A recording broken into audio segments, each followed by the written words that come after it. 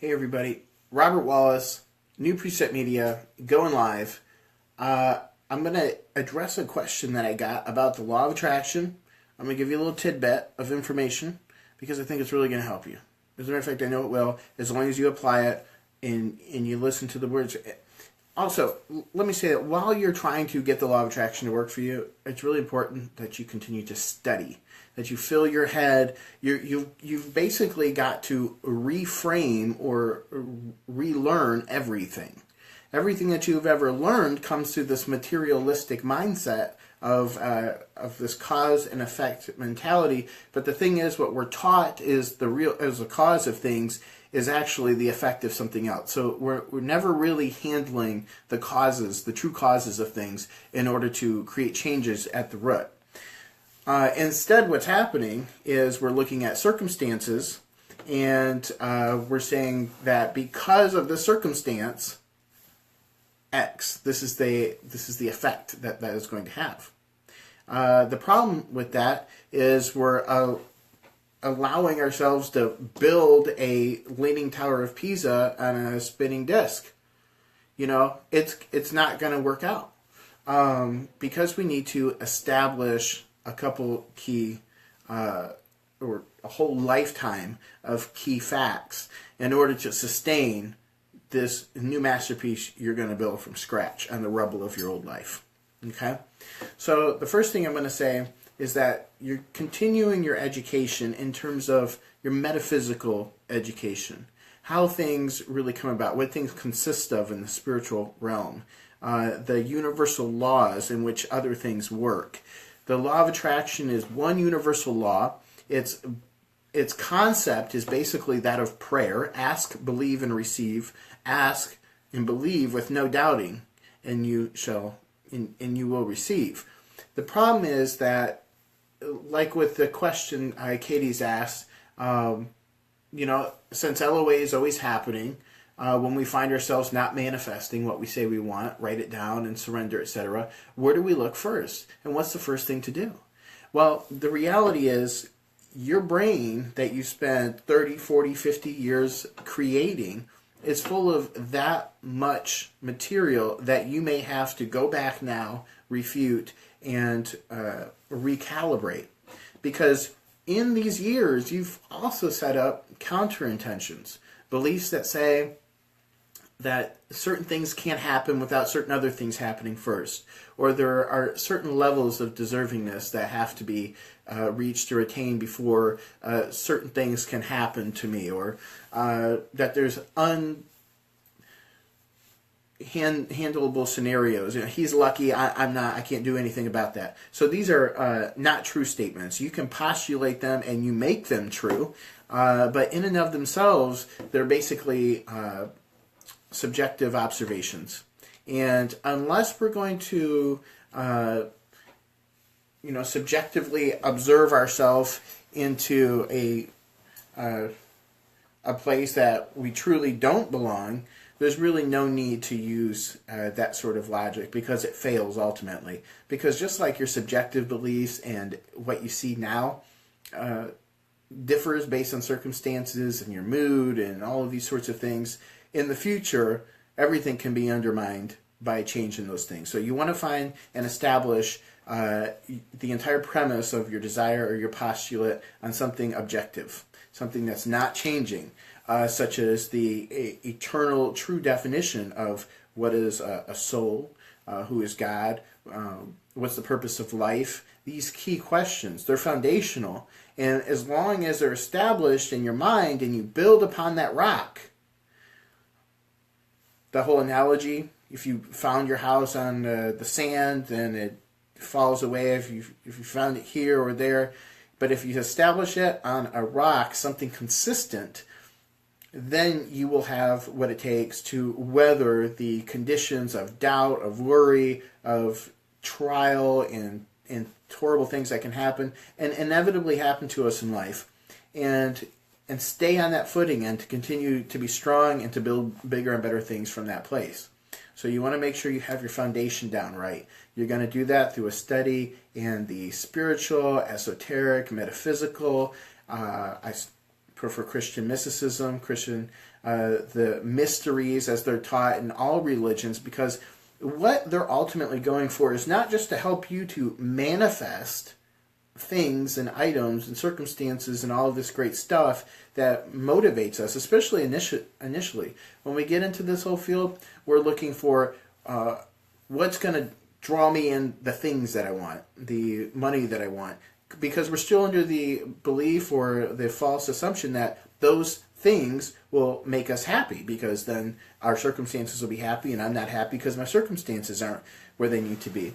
And we know that's not true, because we can find another man in your same circumstance who's, cheesing everywhere, smiling, happy, content, and we realize that it's a person-to-person scenario. You can choose to be happy in any situation.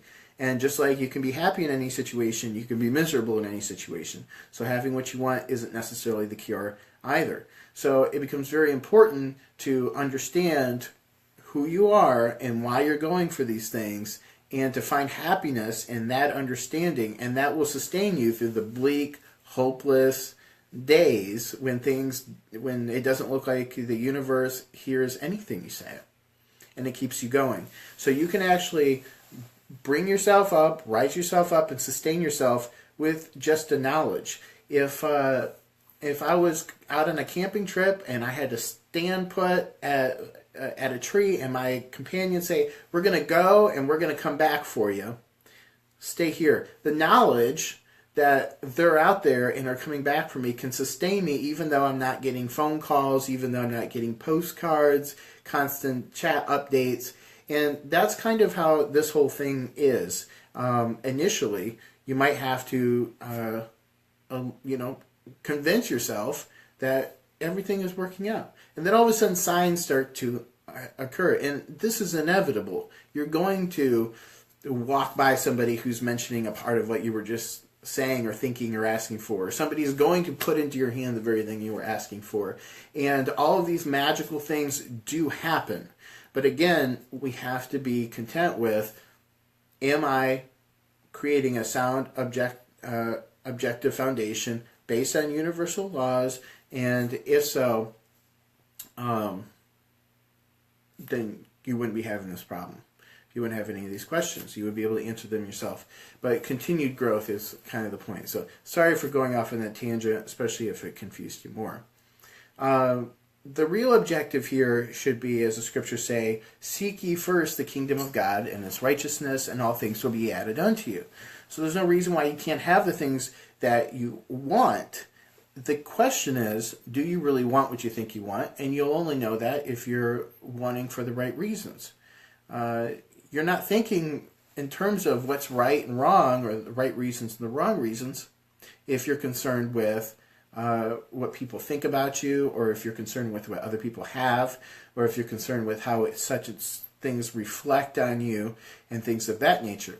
Because now you're taking a materialistic approach, even if you don't realize it, and that materialistic approach goes up against the spiritual world and the spiritual approach, which runs by spiritual laws. We can't really apply physical laws to a spiritual world. Things are much more instantaneous in the spiritual world. We can afford to think one thing and say another here in the physical world and produce a result, but you can't do that in the spirit world. So we have to purify ourselves, and we have to handle ourselves in the spiritual world, or in our personal, inner, mental, emotional life, the way that we would want to be perceived. So that means there's not really time and a buffer for to say or to he and haw over things spiritually like there is here in the physical world. And the result of that is, because a lot of people, most people, don't pay any attention to the thoughts that they're thinking, or the feelings that they're feeling, or their relationship to each other, or their relationship to what is manifesting in their lives. They're not seeing the reasons for the coincidences or synchronicities.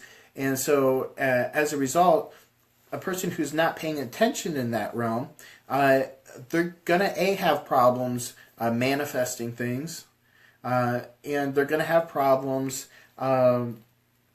keeping an optimistic momentum going. Because they're going to be looking around, and they're going to see, well, this isn't in place. This hasn't manifested yet. That's still looking slow. These sorts of thoughts. And those sorts of thoughts, which are observations, subjective observations of the physical world, this is not encouraging us to continue forward. So in the spiritual mindset, in taking the spiritual approach, especially when we're postulating or desiring to put out something, is really a matter of learning how to attain stillness. This is the goal of all the religions. This is the way that you're going to attain the powers of clairvoyance and eventually enter into spiritual worlds, which leads us into the kingdom of heaven. And this is done through, as we all know, somehow we all know it, but none of us can really do it, the keeping still of the mind and the feelings.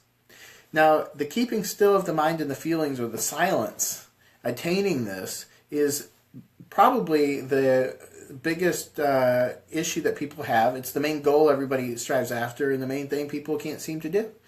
What we usually hear is that I've been trying to keep and do these meditations for years, but there's always that guy chattering in my head. There's these ideas, and there's all these thoughts, and they domino into all these other things.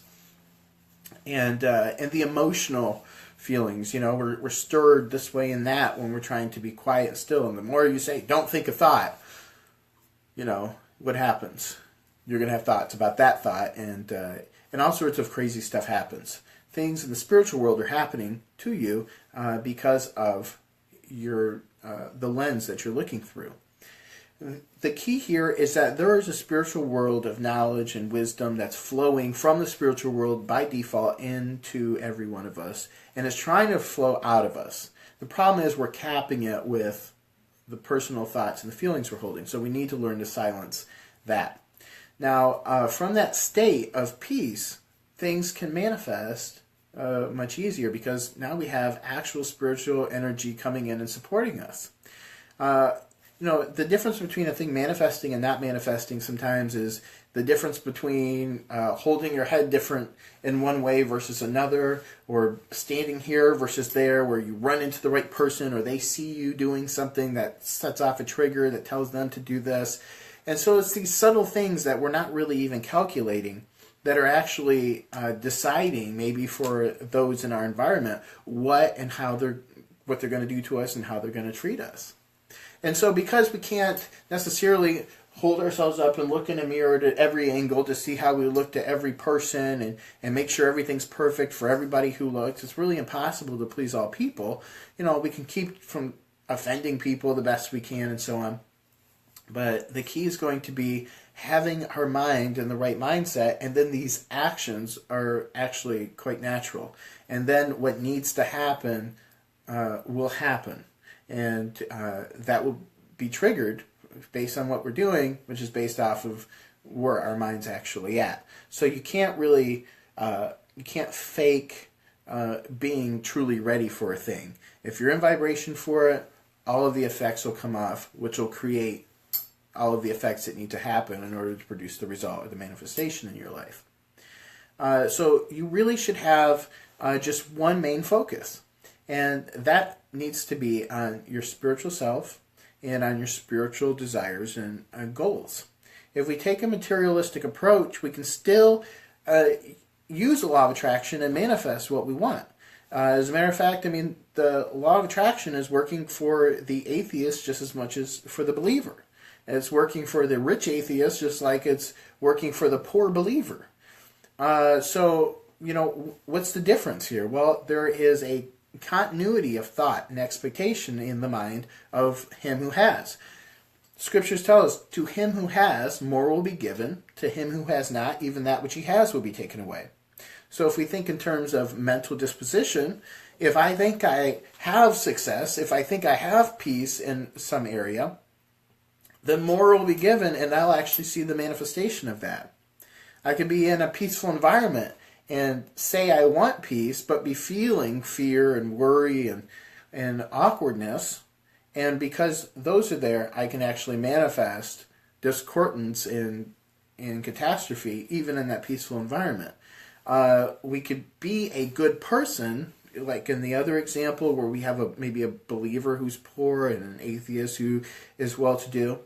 And our deeds will inform our conscience, and that will inform the way that we approach our desires in the spiritual world and how we're going to get things. But there is, short-handed ways of having a dirty conscience, keeping our sights on getting things quick and dirty and somehow attaining the appearance of success. But one is sustainable, one's not. One is going to give eternal fruits and the other one isn't. Even if you die the richest man in the graveyard, you still haven't really thought out this life long enough if you're content with being the richest man in the graveyard. And so if we set our goals, though, and our sights beyond what the average person is, in more toward where the religious devotees of times past had traditionally said it, and where, modern spiritual people and people really practicing spirituality are putting their attention, they're looking for not so much the outer environment, but they're looking for spiritual peace, but ultimately eternal life, and having a consciousness of a spiritual dimension that they can access now instead of having to wait to die to be rewarded with a world of material items, which they think, again, will make them happy. And maybe, God will zap in joy and bliss into their head and everything will magically happen.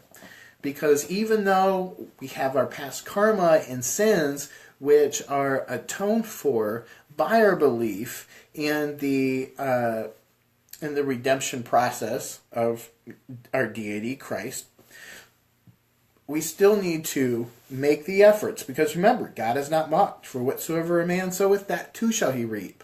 So even if a Christian or a believer or somebody who's been atoned their past sins, they're still going to need to go through and re-educate themselves, set things right inside of themselves, and strive for perfection.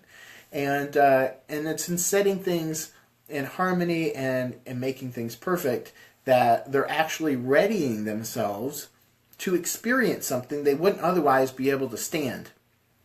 And that is living in a spiritual dimension, which is full of life and beings and spirits that we can't even conceive of on this end unless we go to a movie and see it in some mystical scene. And even then, it's a fantasy. The average person nowadays would faint if they became privy to these things. They'd become horrified. They become scared of the dark if they see the things that are actually existing right here mid-air between us.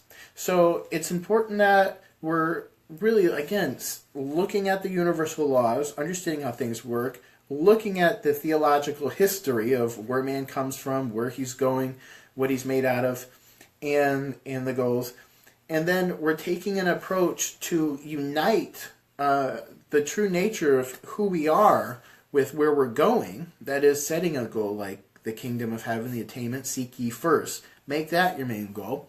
And then you'll have lesser goals along the way. You'll have things that you say you like, or things that you'll stare at mindlessly, and before you know it, they'll be manifesting. And it's like, where is this power of favor coming from? Well, certain other forces are oriented correctly. And when you have everything focused in the same trajectory, then it exponentially helps the flow. It helps bring things in. It clears your conscience, it clears your worries, it clears your fears, and it puts you in a position where now you don't have to try so hard for what you want. The hard work that must be done in the spiritual life is done all internally, and that is done through the changing of the mind, learning to think differently, learning to accept things about yourself that are not otherwise perceptible, or the rest of the world doesn't own it about themselves. It's easy to live in denial because we can't see it, or because somebody hasn't called it out, or because other people can't see it.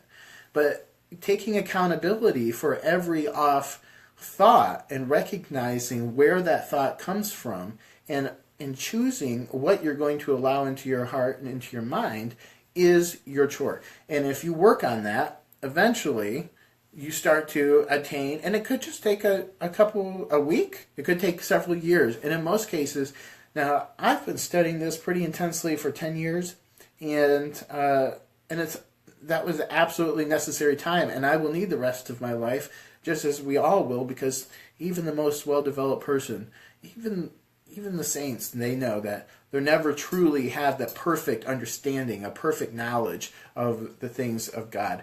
And so we are, in a sense, always striving for perfection. But there are standards that we can hold up and not budge from, that we can expect out of ourselves, that will create exponential growth.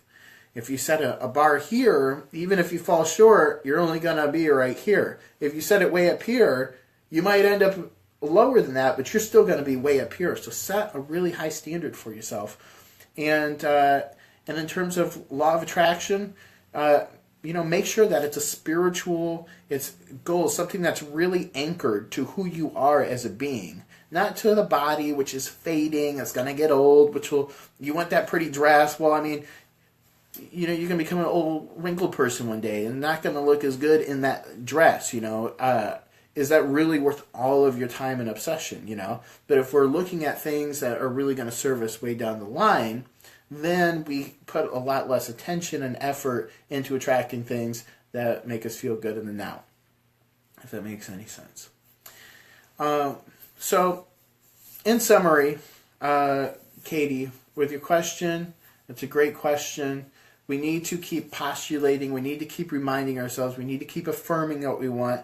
Vision boards are huge. It's kind of a pain to go get a board and get magazines and but if you do it once, you'll have a lot of fruits from it, because without a vision, the people perish.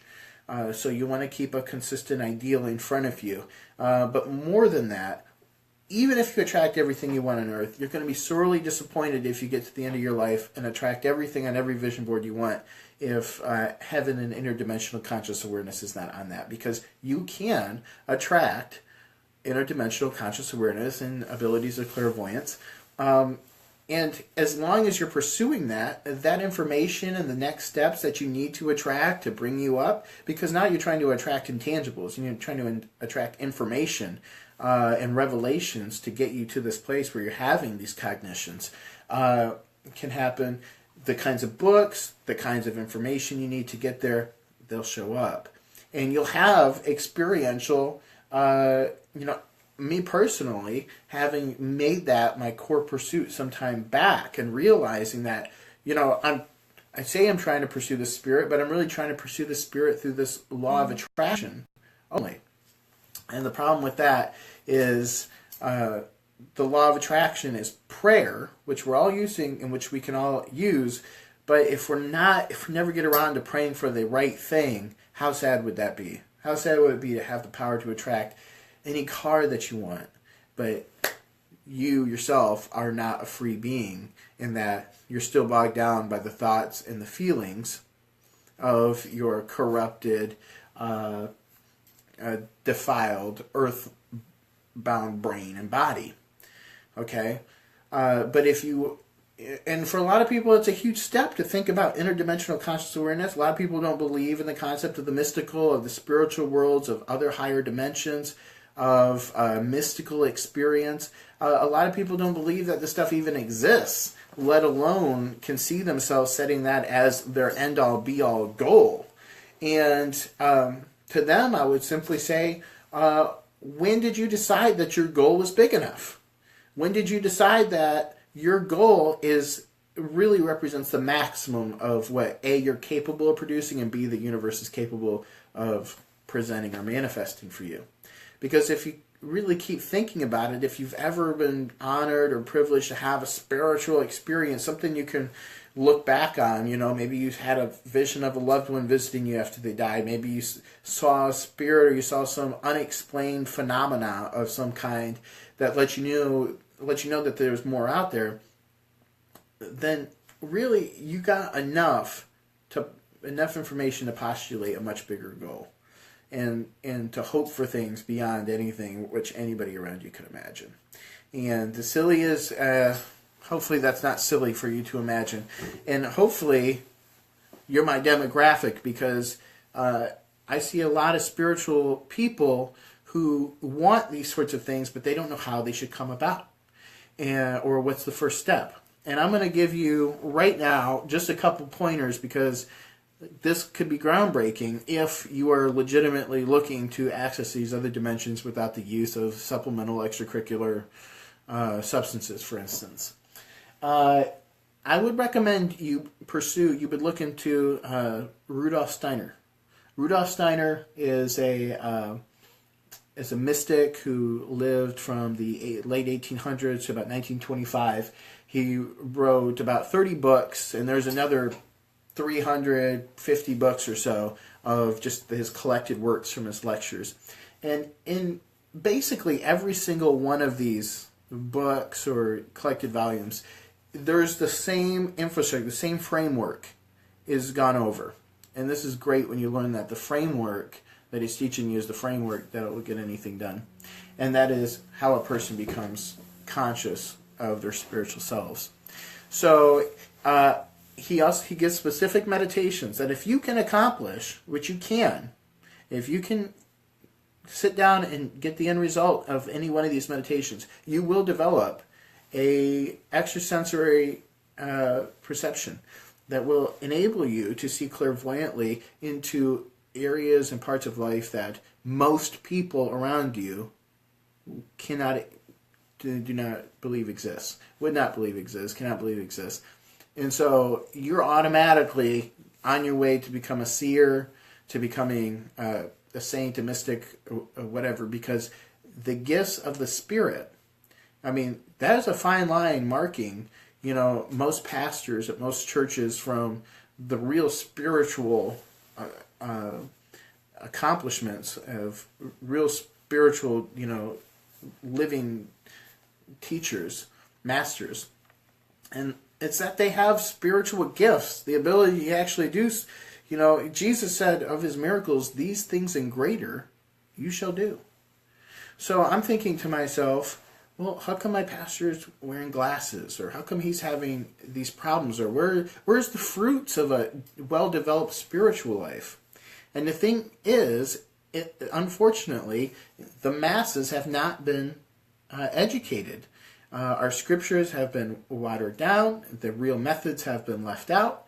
And there is just so much confusion and so many options from people who don't really know what they're talking about, that's causing everybody to go this way and that with their pursuit. And all the while, they're overlooking the thing that's under their very nose because they're not being taught to see in this in-between space where all of this other stuff exists.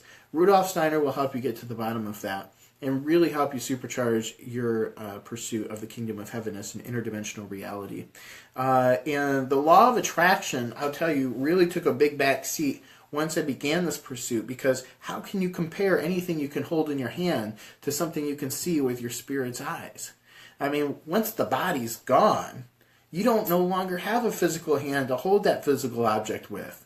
You don't live in the same plane of existence. You no longer see these items as you currently see them. But the spiritual progress that you make in the astral realm, in your ethereal body, in your spiritual pursuit, definitely carries over. It's the whole point of this incarnation, the whole point of this life, is to develop those spiritual faculties, because it's only in this life that you're going to be able to develop yourself in a way that you're going to progress in the spiritual world. Most of us are going to die without having pursued the spiritual realities, without having pursued the hunt into our soul and into our spirit. And we're going to find ourselves basically where we left off from, our last incarnation, if you will, which is being really, in a sense, no closer to our goal.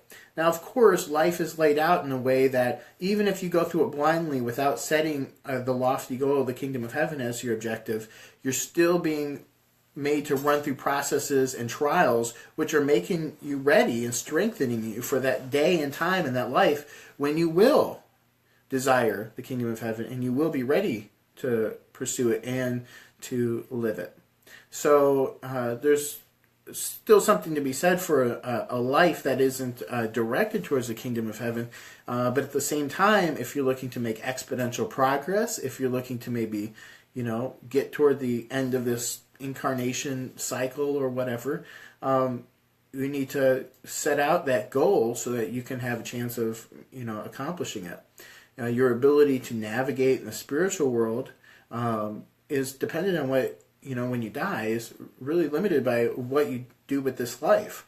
So if you don't spend any time trying to develop those spiritual abilities, then you're going to find yourself more or less powerless, more or less undeveloped, as you would be, as opposed to as you would be if you just made minor efforts here. Even minor efforts reap great rewards in the spiritual world. But really, anyway, I've digressed a lot. We were talking about the law of attraction.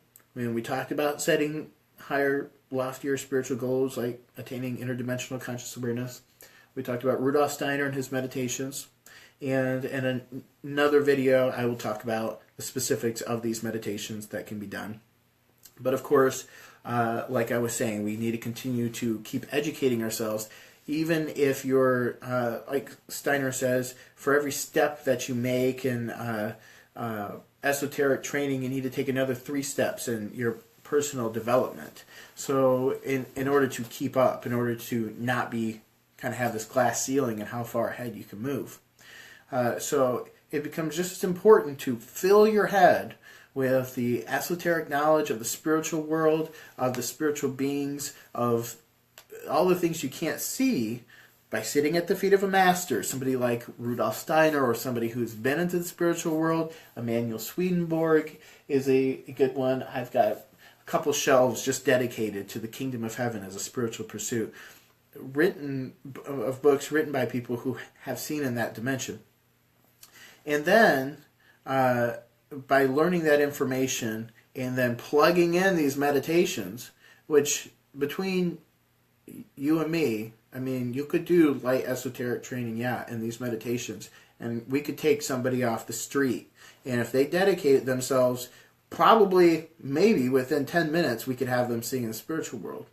I broke through one of the meditations that I wasn't able to get through for some time, and I said, you know what, I'm going to sit down, I'm going to do this meditation on this plant, the steroid plant, and I'm going to attain this thoughtlessness, and I'm going to hold it, and I'm going to get deep and get these results. And I'm not going to get up from my desk, I'm not going to go home, I'm not going to have dinner, I'm not making any future plans until I accomplish the end objective of this module. And within 5 minutes I had it. So I really feel like if a person, and of course there's things maybe I don't know as far as my readiness, but the decisions, the way to hold yourself, if it works for one person, it works for another. It's just, are you able to manage that state of mind? So I'm going to close off this video because we've gone far left field, but stay tuned, ask your questions about the law of attraction, about interdimensional conscious awareness, about meditation, spiritual pursuit, what's out there, the unseen laws of the universe. Ask those questions because I'm going to get to them. All right. Thank you for your time. Robert Wallace, New Precept.